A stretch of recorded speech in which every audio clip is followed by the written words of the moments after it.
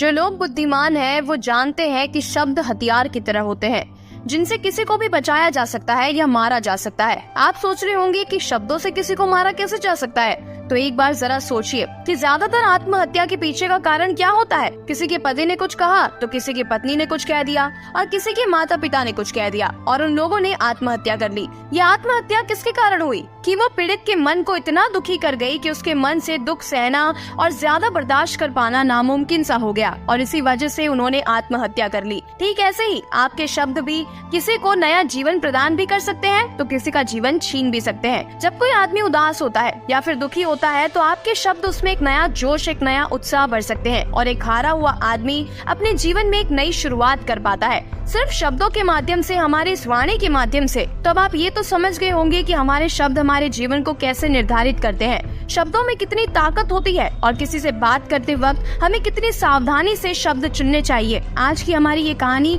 इसी पर आधारित है, कैसे हम चुप रहना सीख सकते हैं और कहाँ पर हमें मौन रहना है यानी कि चुप रहना है। इससे पहले कि आप इस कहानी में खो जाए, चैनल को सब्सक्राइब जरूर कर लीजिएगा।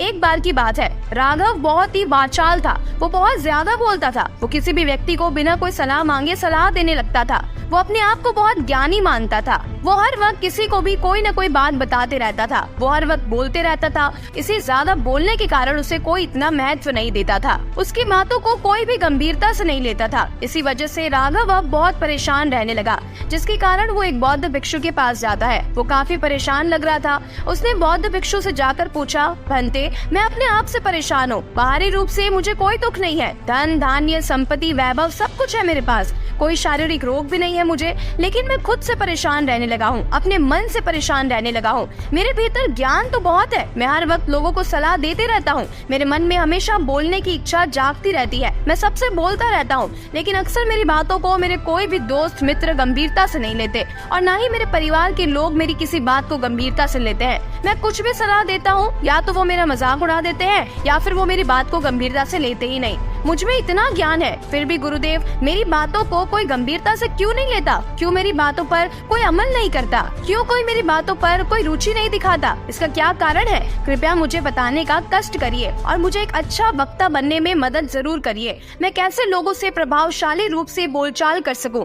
ये सुनकर बौद्ध भिक्षु ने कहा कि आज सुबह मैं जब ध्यान करके वापस आ रहा था, रास्ते में कुछ कौवे काव काव कर रहे थे और वहीं पर जब मैं चलता हुआ कुछ दूर आया तो मुझे एक मोर की मधुर आवाज सुनाई दी। ये सुनकर अचानक मेरे मन में एक ख्याल आया कि कौवे कितना काव काव करते रहते हैं, कितना बोलते रहते हैं, लेकिन कोई भी प्राणी कौवे की आवाज को पसंद नहीं करता और वहीं पर मोर हमेशा सही परिस्थिति के हिसाब से बोलता है। जब भी बारिश होने वाली होती है, बादल घिर आते हैं और बारिश होने की आशंका होती है, ऐसे में मोर अपनी मधुर आवाज में गाता है जो सभी को प्रिय होता है, सभी को अच्छा लगता है। ऐसे ही अगर इंसान सही परिस्थिति के हिसाब से सही वाणी बोले, सही शब्द बोले, तो वही शब्द दूसरों के लिए संगीत हो जाते हैं और दूसरे लोग तुमसे सम्मोहित हो जाते हैं और सभी लोग तुम्हें गंभीरता से लेने लगते हैं। और दूसरी तरफ अगर तुम यूं ही बेफिजूल बोलते रहते हो, बिना किसी बात के बोले चले जाते हो, तो फिर तुम्हें कोई गंभीरता से नहीं लेता। तुम उस कौवे की भांति हो जाते हो जिसकी वाणी कोई पसंद नहीं करता और बाद में तुम्हें दुख होता है कि तुम्हें कोई गंभीर क्यों नहीं लेता। इसीलिए अपने शब्दों को बेहद बुद्धिमानी से इस्तेमाल करना सीखो। अगर तुम नहीं सीखोगे तो समाज में तुम्हें कोई गंभीरता से नहीं लेगा। ये सुनकर राघव बोला, हे बंते, मैं जानता हूँ कि मैं ज्यादा बोलने की बीमारी से ग्रस्त हूँ, मुझे इतना नहीं बोलना चाहिए, लेकिन मैं अपने आप पर काबू नहीं रख सकता, मैं चुप नहीं रह सकता। मैं तो किसी से बात करता हूँ तो मुझे अपनी प्रतिभा दिखाने का मन करता है, मेरा मन होता है कि मैं उससे अधिक ज्ञानी हूँ, मैं यही दिखाने की कोशिश करता रहता हूँ। कृपया करके आप मुझे ऐसे मार्गदर्शन करें कि मैं हमेशा चुप रहूँ और मुझे ज्यादा दिमाग और अपनी बुद्धि लगाने की भी जरूरत ना पड़े। ये सुनकर बौद्ध भिक्षु ने मुस्कुराते हुए कहा, हे बंते, वैसे तो इंसान को हर परिस्थिति में सोच समझकर ही बोलना चाहिए, लेकिन अगर वो हमेशा होश में नहीं रह पाता, ध्यान में नहीं रह पाता, तो मैं तुम्हें दैनिक जीवन की कुछ ऐसी परिस्थितियां बता रहा हूँ जहाँ पर तुम्हें हमेशा चुप रहना है। अगर तुम ऐसी जगह पर बोलोगे तो हमेशा तुम्हारा अपमान ही होगा या फिर तुम्हें कोई गंभीरता से नहीं लेगा। सबसे पहली जगह या यूं कहे परिस्थिति जहाँ पर इंसान को हमेशा चुप रहना चाहिए, जब किसी ऐसे विषय के बारे में बात बातचीत हो रही हो जिसके बारे में आपको कोई जानकारी ही नहीं है, ऐसी परिस्थिति में व्यर्थ में ही बीच में टांग अड़ाना या अपना व्यर्थ का ज्ञान जिसके बारे में आपको कुछ पता ही नहीं है, लेकिन फिर भी आप अपना ज्ञान देने के लिए उत्सुक हैं, तो ऐसी जगह पर आपका सम्मान नहीं होगा। जरा तुम खुद सोचो, जब कोई बीमार आदमी अपनी बीमारी के बारे में चर्चा कर रहा हो और आपको औषधियों के बारे में कुछ जानकारी ही ना हो, लेकिन फिर भी आप व्यर्थ में, बेकार में उसे ऐसी ऐसी औषधियाँ बता रहे हैं जिसका उसकी बीमारी से कोई तालमेल ही नहीं है, तो ऐसे में आप अपनी प्रतिष्ठा अपने हाथों से गंवा रहे होते हैं और आपको पता ही नहीं होता। ऐसी परिस्थिति में आदमी को हमेशा सुनना चाहिए और ध्यान से सुनना चाहिए, क्योंकि ध्यान से सुनना भी एक कला होती है। अगर आप सुनने का दिखावा करेंगे तो कहीं न कहीं सामने वाले आदमी को ये एहसास हो जाता है कि ये मेरी बात पूरे ध्यान से नहीं सुन रहा। इसीलिए जब आपको कोई विषय के बारे में पूरी तरह से जानकारी ना हो तो वहाँ पर केवल चुप रहकर अपना कान लगाना ही ज्यादा महत्वपूर्ण होता है। शांत रहकर सुनना ज्यादा जरूरी होता है। आप उस इंसान की बातें ध्यान से सुन सकते हैं और इसी से एक संबंध पैदा होगा और वो संबंध एक सच्चा संबंध होगा, क्योंकि आपने उसकी बात को बड़े ही ध्यान से सुना है और इस बात का पता सामने वाले को भी होता है। हम बिना कुछ बोले सिर्फ सुनने मात्र से ही किसी को हम अपना मित्र बना सकते हैं। इस बात को हमेशा ध्यान रखिएगा। और अगली जगह जहाँ पर इंसान को हमेशा चुप रहना चाहिए वो है खाना खाते वक्त, क्योंकि खाना इंसान को हमेशा चुप रहकर ही खाना चाहिए, मौन रहकर शांति से खाना चाहिए। महात्मा बुद्ध और उनके शिष्य हमेशा मौन रहकर भोजन करते थे। वो शांत भाव से भोजन करते थे, परिपूर्ण होकर उसमें डूब कर भोजन करते थे, हर टुकड़े का स्वाद लेकर करते थे। और ऐसा भोजन जब आपके शरीर में पहुँचता है तो वो आपके अंग अंग तक ऊर्जा पहुँचाता है। अधिकांश लोग भोजन करते समय कुछ न कुछ बोलते रहते हैं या परिवार के साथ बातचीत करते रहते हैं और इधर खाना खाते रहते हैं, और जब तक परिवार के सदस्य या फिर अपने दोस्त मित्र से बातें करते हुए वो खाना ना खाए तब तक उनका निवाला तो अंदर जाता ही नहीं। हम अक्सर भोजन करते वक्त कुछ न कुछ बोलते रहते हैं या फिर कुछ न कुछ सुनते रहते हैं। हमारा ध्यान कहीं और ही होता है। हमारा ध्यान पूरी तरह से भोजन में होना चाहिए। हम पूरी तरह से भोजन के उस खाने की प्रक्रिया में सम्मिलित ही नहीं हो पाते। हम ध्यान से कभी भोजन नहीं करते। हम भोजन करते वक्त आधे अधूरे ही रहते हैं और इसीलिए हमारा शरीर रोगों से ग्रस्त हो जाता है। जरा आप खुद सोचिए, बौद्ध भिक्षु हमेशा भिक्षा लेकर भोजन करता है और भिक्षा भी कितनी, बिल्कुल मामूली सी, बिल्कुल थोड़ा सा, और वो भी सिर्फ एक वक्त। और एक वक्त भोजन करने के बाद भी वो इतने स्वस्थ रहते थे, इतने उत्साह, जोश और आनंद से भरे होते थे। और वहीं पर देखा जाए तो हम इतना सारा खाना खाते हैं, हर तरह की खाने की सामग्री हमारे लिए उपलब्ध होती है, लेकिन फिर भी हमारे शरीर में कोई ऊर्जा नहीं होती, कोई सामर्थ्य नहीं होता। हम खाना खाकर भी थका थका सा महसूस करते रहते हैं और इसका सबसे बड़ा कारण होता है कि हम भोजन को होश में नहीं करते, परिपूर्ण होकर नहीं करते, मौन रहकर नहीं करते। इसीलिए अपना भोजन हमेशा मौन रहकर और शांत चित्त से करो। और आगे वो बौद्ध भिक्षु राघव से कहते हैं कि अगली जगह पर यदि तुम मौन रहना सीख गए तो आप यूँ समझ लीजिए कि आपने अपने ऊपर विजय हासिल कर ली,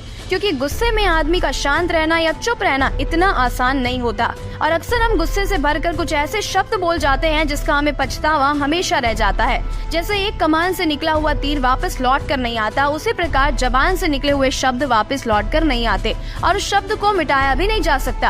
अब वो जिंदगी भर हमारे दामन से जुड़ चुके होते हैं। गुस्से में बोले शब्द समय समय पर हमारे हृदय में खटकते रहते हैं, वो हमें दुखी करते रहते हैं। लेकिन गुस्से के वक्त चुप रहना सीखना भी एक बहुत बड़ी कला होती है। गुस्से में एक आदमी का खुद पर काबू नहीं रहता, वो खुद को नियंत्रण ही नहीं कर पाता, वो अपनी इंद्रियों को वश में नहीं रख पाता। इसीलिए इस कला को आप तभी सीख सकते हैं जब आप गुस्सा भी होश में रहकर कर पाए। जब भी आपको गुस्सा आए, आपके दिमाग में एक ही बात आनी चाहिए कि मुझे चुप रहना है, कि मुझे किसी के साथ कोई गाली गलौज नहीं करनी, किसी को कोई अपशब्द नहीं बोलना। और जब ये विचार गुस्से के साथ जुड़ जाता है और धीरे धीरे जब भी हमारी आदत बन जाती है, जब आप अपने गुस्से को भी काबू में करना सीख जाते हैं, यानी कि आप गुस्सा भी ध्यान से करते हैं। इसके लिए जब भी कभी आपको गुस्सा आए तो आप किसी को कुछ बोलने की बजाय कुछ शारीरिक व्यायाम करना शुरू कर दो। उछलना, कूदना, दौड़ना, भागना या फिर एक गिलास ठंडा पानी पीकर ध्यान करना शुरू कर दो। इन दोनों ही तरीके से आप अपने गुस्से को शांत कर सकते हैं और आपका मन भी शांत हो जाता है। शारीरिक कसरत करने से आपके उस गुस्से की ऊर्जा को एक सकारात्मक मोड़ मिल जाता है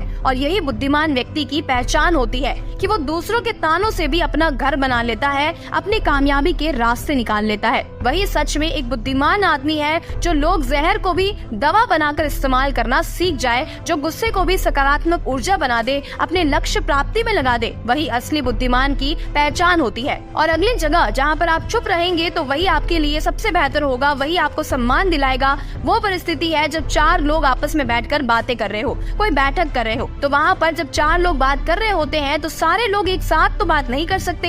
एक बार में एक व्यक्ति बोलेगा और 3 सुनेंगे, तभी वो बैठक कामयाब हो पाएगी, तभी वो चर्चा सफल रूप से आगे बढ़ पाएगी। लेकिन वहीं पर अगर कोई आदमी ऐसा बैठा हुआ है जो कि बीच में ही दूसरों की बात काट कर अपनी बातों को रखना चाहता है, जो बीच बीच में टोकता रहता है, तो ऐसे में वो चर्चा या बैठक आपको कहीं नहीं पहुंचाएगी और चारों लोगों के बीच आप सबसे मूर्ख कहलाओगे। अगर आपको कोई बात कहनी है तो सामने वाले को अपनी बात पूरी करने दो, उसके बाद अपने विचार रखो। यही एक बुद्धिमान व्यक्ति की पहचान होती है। और आखिर में वो बौद्ध भिक्षु अपने शब्दों को खत्म करते हुए राघव से कहते हैं कि भंते, कम शब्दों में अपनी भावनाओं को उतारना सीखो। शब्द हथियार की तरह होते हैं। बोलो तो होश में बोलो, ध्यान से बोलो। अपनी जीवन शैली ऐसी बना लो कि आप जब भी बोलो पूरे होश में बोलो, आनंद के साथ बोलो, पूरे प्रेम के साथ बोलो। ऐसी वाणी बोलो जो दूसरों के दिल को ठंडक पहुंचाती हो, जो दूसरों के मन को भी शांत कर देती हो। और वो तभी संभव है जब आप प्रतिपल होश में रहकर बोले। उसके बाद राघव मंत्र मुक्त हो गया, बौद्ध भिक्षु के सामने नतमस्तक हो गया और बौद्ध भिक्षु से कहने लगा कि भंते,